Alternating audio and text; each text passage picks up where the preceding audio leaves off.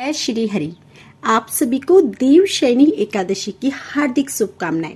हिंदू धर्म में एकादशी का व्रत महत्वपूर्ण स्थान रखता है। प्रत्येक वर्ष 24 एकादशियां होती हैं। जब अधिक मास या मलमास आता है तब इनकी संख्या बढ़कर 26 हो जाती है। आषाढ़ मास की शुक्ल पक्ष की एकादशी को देवशयनी एकादशी कहा जाता है। कहीं कहीं तो इस तिथि को पद्मनाभा भी कहते हैं। सूर्य के मिथुन राशि में आने पर ये एकादशी आती है और इसी दिन से चतुर्मास का आरंभ माना जाता है। इस दिन से भगवान श्री हरि विष्णु क्षीर सागर में शयन करते हैं और फिर लगभग 4 माह बाद तुला राशि में सूर्य के जाने पर उन्हें उठाया जाता है। उस दिन को देव उठनी एकादशी कहा जाता है। इस बीच के अंतराल को ही चतुर्मास कहा गया है। तो आइए आज की इस वीडियो में जानेंगे देवशयनी एकादशी की तिथि के विषय में, शुभ मुहूर्त के विषय में, साथ ही जानेंगे पूजा विधि के विषय में। देवशयनी एकादशी के दिन क्या करें क्या ना करें, उपवास के दौरान किन चीजों का सेवन करना चाहिए, किन चीजों का सेवन ना करें, तथा साथ ही जानेंगे देवशयनी एकादशी की व्रत कथा। संपूर्ण जानकारी को प्राप्त करने के लिए वीडियो को अंत तक देखें। इस बार देवशयनी एकादशी का व्रत 29 जून को रखा जाएगा। तो आइए जानते हैं देवशयनी एकादशी की तिथि और शुभ मुहूर्त।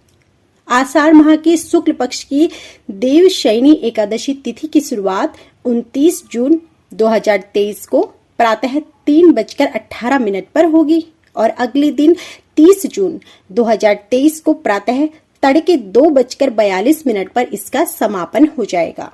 विष्णु जी की जो पूजा का शुभ मुहूर्त रहेगा वह सुबह 10:49 से दोपहर 12:25 के बीच में रहेगा। 29 जून दिन गुरुवार को सूर्योदय सुबह 5:48 पर होगा।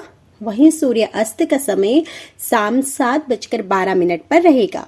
ब्रह्म मुहूर्त सुबह 4:11 से 4:59 तक रहेगा।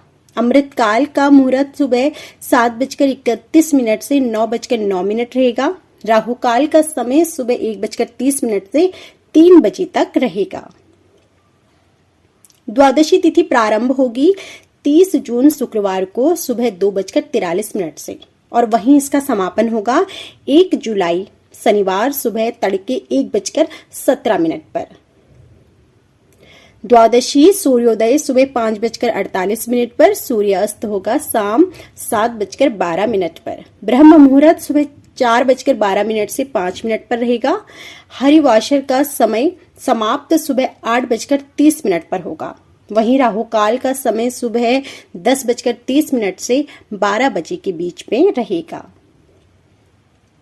देवशयनी एकादशी का व्रत पारण यानी व्रत खोलने की तिथि और शुभ मुहूर्त 30 जून 2023 दिन गुरुवार को सुबह 8:50 से 10:25 के बीच में रहेगा। यदि आप एकादशी का व्रत रखते हैं तो ध्यान रखें कि व्रत का पारण निर्धारित समय पर ही किया जाए।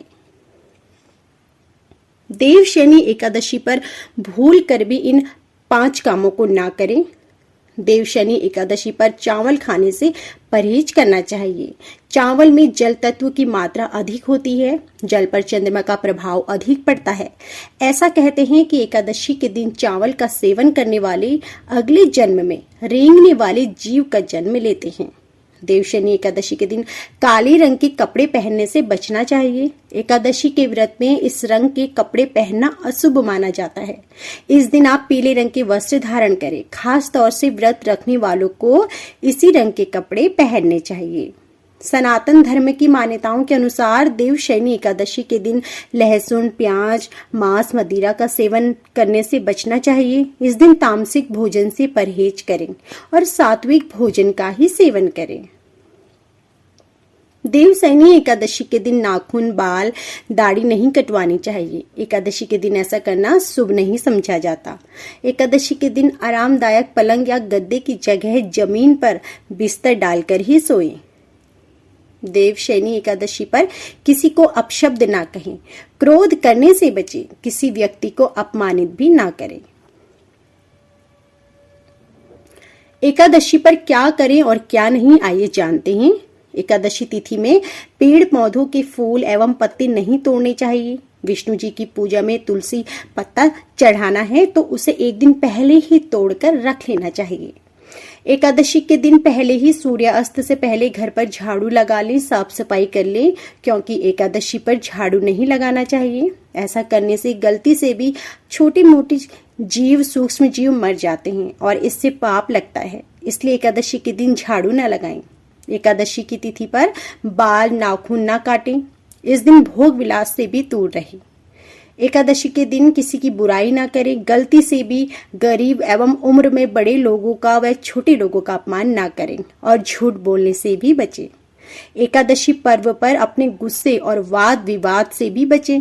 एकादशी व्रत में रात को सोना भी नहीं चाहिए। पूरी रात जागकर भगवान विष्णु जी का भजन कीर्तन करें। इससे भगवान विष्णु जी की विशेष कृपा प्राप्त होती है। एकादशी के दिन क्या खाएं और क्या नहीं खाएं? एकादशी के दिन भूलकर भी चावल नहीं खाने चाहिए। विष्णु पुराण के अनुसार एकादशी पर चावल खाने से पुण्य फल नष्ट हो जाता है, क्योंकि चावल को हविष्य अन्न कहा गया है, यानी ये देवताओं का भोजन है। एकादशी तिथि पर जौ, मसूर की दाल, बैगन और सेम फली नहीं खानी चाहिए। एकादशी पर भगवान विष्णु जी की पूजा में मीठा पान चढ़ाया जाता है, इसलिए इस दिन पान खाना भी वर्जित है। इस दिन किसी दूसरे व्यक्ति द्वारा दिया गया अन्न भी ग्रहण नहीं करें, इससे पुण्य नष्ट हो जाते हैं। देवशयनी एकादशी का विशेष महत्व होता है। देवशयनी एकादशी भगवान विष्णु जी के आराम का समय है, यानी इस दिन से भगवान विष्णु जी 4 महीने के लिए शयन करने के लिए चले जाते हैं। इसी के साथ इस दिन से चतुर्मास का आरंभ भी हो जाता है। ऐसे में अगले 4 महीने तक कोई भी शुभ कार्य का आयोजन करना वर्जित माना जाता है। पुराणों में वर्णन आता है कि भगवान विष्णु जी इस दिन से मास पर्यंत यानी चतुर्मास पाताल में राजा बलि के द्वार पर निवास करके कार्तिक शुक्ल एकादशी को लौटते हैं। इसी प्रयोजन से इस दिन को देवशयनी या कार्तिक शुक्ल एकादशी को प्रबोधिनी एकादशी कहते हैं। इस काल में यज्ञोपवीत संस्कार, विवाह, यज्ञ, गृह प्रवेश, गोदान, प्रतिष्ठा एवं जितने भी शुभ कार्य हैं वे सभी त्याजश हैं। भविष्य पुराण, पद्म पुराण तथा श्रीमद् भागवत पुराण के अनुसार हरिशयन को योग निद्रा कहा गया है। संस्कृत में धार्मिक साहित्य अनुसार हरि शब्द सूर्य, चंद्रमा, वायु, विष्णु आदि अनेक अर्थों में प्रयुक्त है। हरिशयन का तात्पर्य इन 4 माह में बादल और वर्षा के कारण सूर्य चंद्रमा का तेज क्षीण हो जाना उनके शयन का ही द्योतक होता है। इस समय में पित्त स्वरूप अग्नि की गति शांत हो जाने के कारण शरीरगत शक्ति क्षीण या सो जाती है। आधुनिक युग में वैज्ञानिकों ने भी खोजा है कि चतुर्मास में मुख्यतः वर्षा ऋतु में विविध प्रकार के कीटाणु अर्थात सूक्ष्म रोग जंतु उत्पन्न हो जाते हैं। जल की बहुलता और सूर्य तेज का भूमि पर अति अल्प प्राप्त होना ही इनका कारण है। देवशयनी एकादशी का महत्व। इस एकादशी को सौभाग्य की एकादशी के नाम से भी जानते हैं। पद्म पुराण का मानना है कि इस दिन उपवास या उपवास करने से जानबूझकर या अनजाने में किए गए पापों से मुक्ति मिलती है। इस दिन पूरे मन और नियम से पूजा करने से मोक्ष की प्राप्ति होती है। ब्रह्म वैवर्त पुराण के अनुसार देवशयनी एकादशी का व्रत करने से सभी मनोकामनाएं पूर्ण होती हैं। शास्त्रों के अनुसार चतुर्मास में 16 संस्कारों का आदेश नहीं है। इस अवधि में पूजा, अनुष्ठान, घर या कार्यकले की मरम्मत, गृह प्रवेश आदि की खरीदारी की जाती है। देवशयनी एकादशी व्रत विधि। एकादशी को प्रातः जल्दी उठें, इसके बाद घर की साफ सफाई तथा नित्य कर्म से निवृत्त हो जाएं। स्नान कर पवित्र जल का घर में छिड़काव करें। घर के पूजा स्थल अथवा किसी भी पवित्र स्थान पर प्रभु श्री हरि विष्णु जी की सोने, चांदी, तांबे अथवा पीतल की मूर्ति की स्थापना करें। तत्पश्चात उनका पूजन करें। इसके बाद भगवान विष्णु जी को पीतांबर आदि से विभूषित करें। इसके पश्चात व्रत कथा सुननी चाहिए। फिर भगवान विष्णु जी की आरती करें। अंत में सफेद चादर से ढके गद्दे, तकिए वाले पलंग पर श्री विष्णु जी को शयन कराना चाहिए। व्यक्ति को इन 4 महीनों के लिए अपनी रुचि अथवा अभीष्ट के अनुसार नित्य व्यवहार के पदार्थों का त्याग और ग्रहण करें। त्याजिए आज के दिन किसका त्याग करें? मधु स्वर के लिए गुड़ का, दीर्घ आयु अथवा पुत्र पौत्र आदि के लिए प्राप्ति के लिए तेल का, शत्रु नाश आदि के लिए कड़वे तेल का, सौभाग्य के लिए मीठे तेल का, स्वर्ग प्राप्ति के लिए पुष्प आदि भोगों का। प्रभु शयन के दिनों में सभी प्रकार के मांगलिक कार्य जहां तक हो सके ना करें। पलंग पर सोना, भार्या का संग करना, झूठ बोलना, मांस, शहद और दूसरे का दिया हुआ दही भात आदि का भोजन करना, मूली, पटौल एवं बैगन आदि का भी त्याग करना चाहिए। एकादशी तिथि भगवान विष्णु जी को समर्पित है। देवशयनी एकादशी के दिन व्रत करने से भगवान विष्णु जी बहुत प्रसन्न होते हैं। इसके अलावा इस दिन पूजा में तुलसी का प्रयोग जरूर करना चाहिए। तुलसी के भोग के बिना भगवान विष्णु की पूजा अधूरी मानी जाती है। देवशयनी एकादशी व्रत कथा। एक बार देवर्षि नारद जी ने ब्रह्मा जी से इस एकादशी के विषय में जानने की उत्सुकता प्रकट की।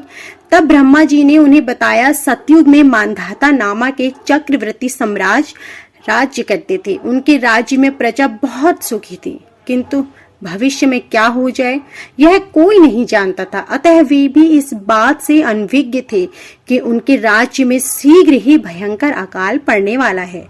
उनके राज्य में पूरे 3 वर्ष तक वर्षा न होने के कारण भयंकर अकाल पड़ा।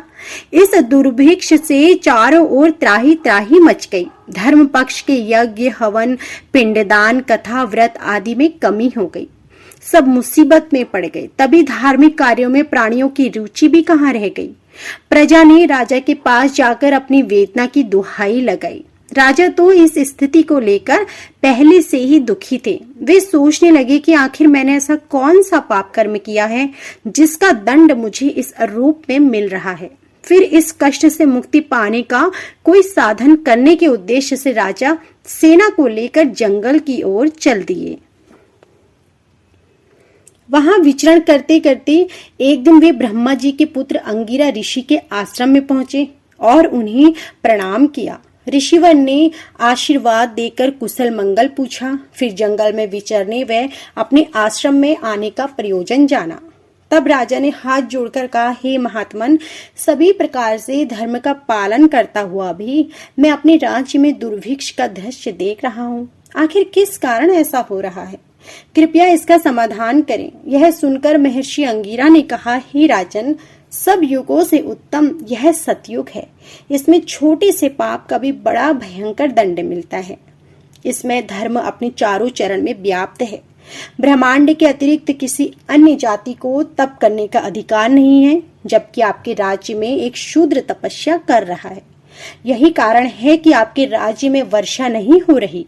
जब तक वह काल को प्राप्त नहीं होगा तब तक यह दुर्भिक्ष शांत नहीं होगा। दुर्भिक्ष की शांति उसे मारने से ही संभव है, किंतु राजा का हृदय एक निरपराध शूद्र तपस्वी का समन करने को तैयार न हुआ। उन्होंने कहा, हे देव, मैं उस अन्य अपराध को कैसे मार दूं? यह बात मेरा मन स्वीकार नहीं कर रहा।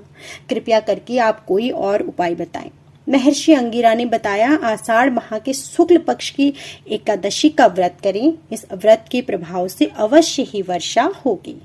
राजा अपने राज्य की राजधानी लौट आए और चारों वर्णों सहित पद्म एकादशी का विधि पूर्वक व्रत किया। व्रत के प्रभाव से उनके राज्य में मूसलाधार बारिश हुई और पूरा राज्य धन धान्य से परिपूर्ण हो गया। ब्रह्म वैवर्त पुराण में देवशयनी एकादशी के विशेष महात्म्य का वर्णन किया गया है। इस व्रत से प्राणी की समस्त मनोकामनाएं पूर्ण होती हैं। व्रती के सारे पाप नष्ट हो जाते हैं।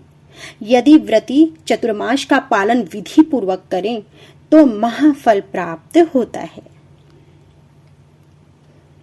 तो यह थी हमारी आज की संपूर्ण देवशयनी एकादशी के विषय में जानकारी। यदि आपको हमारी यह वीडियो थोड़ा भी पसंद आई हो तो वीडियो को लाइक करना ना भूलें। यदि चैनल पर नए हैं तो चैनल को सब्सक्राइब करिए और बेल आइकन दबाएं, जिससे कि आपको आगे भी ऐसे ही एकादशी से संबंधित सभी जानकारियां मिल सके।